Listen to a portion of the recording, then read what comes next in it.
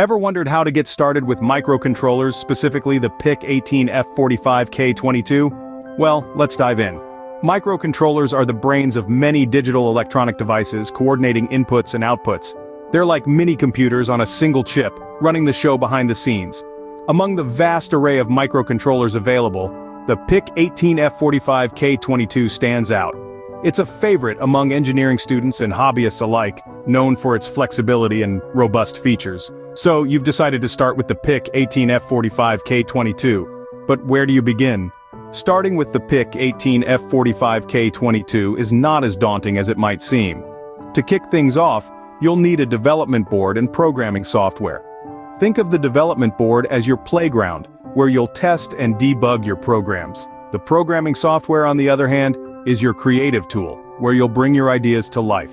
Now let's talk about setting up the Microchip MPLAB X Integrated Development Environment, or IDE, and the XC8 compiler. The MPLAB X IDE will be your command center for writing, compiling, and debugging your programs.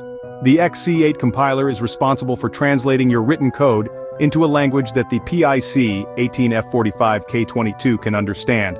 The exciting part comes when you write your first basic program. After penning your code, you'll compile it using the XC8 compiler, then load it onto the PIC18F45K22. It's like teaching your microcontroller a new trick. With a bit of practice, you'll be writing and loading your own programs onto the PIC18F45K22 in no time. To summarize, starting with the PIC18F45K22 involves several steps. First, you'll need to get your hands on a development board. Next, you set up the necessary software. Then, you write your program, and finally, you load it onto the PIC18F45K22. It may seem like a complex process, but remember, practice makes perfect. Each step you take is a stride towards mastering this skill. So there you have it. Now, go forth and conquer the world of microcontrollers with the PIC18F45K22.